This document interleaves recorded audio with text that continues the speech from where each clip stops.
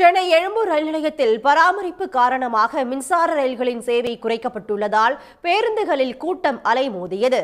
கூடுதலாக மாநகர பேருந்துகளை இயக்க வேண்டும் என்று பொதுமக்கள் கோரிக்கை விடுத்துள்ளனர். சென்னை கடற்கரை, தாம்பரம், செங்கல்பட்டு மற்றும் திருமால்பூர் வழித்தடத்தில் மின்சார ரயில்களின் எண்ணிக்கை குறைக்கப்பட்டுள்ளது.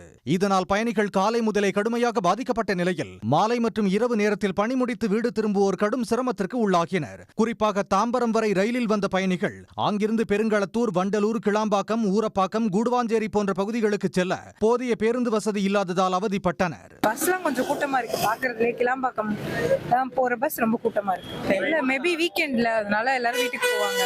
ஏற்கனவே ரொம்ப நாளாக நிறுத்திட்டாங்க. இன்னைக்கு இந்த பீக்கு பிரச்சனைகள், ட்ரெயின் போகாத பிரச்சனைனால நிறைய கூட்டங்கள் இருக்கு. என்னாலலாம் ஏற முடியும். 72 வயசாச்சு. எப்படி ஏறது? இடிச்சுக்கிட்டு எல்லாம் கீழே தள்ளி விட்டுறானுங்க. எப்படி ஏறுறது? முதியோர்கள். தாம்பரத்தில் இருந்து வண்டலூர் வழியாக கேளம்பாக்கம் செல்லும் பேருந்துகள் இரவு 9 மணிக்கு மேல் குறைந்த எண்ணிக்கையில் இயக்கப்பட்டதால் பயணிகள் செய்வதறியாது திகைத்தனர். திருமால்பூர் செல்லும் வழித்தடத்தில் உரகடம், காஞ்சிபுரம், வாலாஜாபாத் போன்ற பகுதிகளுக்கு குறைந்த அளவில் பேருந்துகள் இயக்கப்பட்டதால் அவற்றில் முண்டியடித்து ஏறிச் சென்றனர்.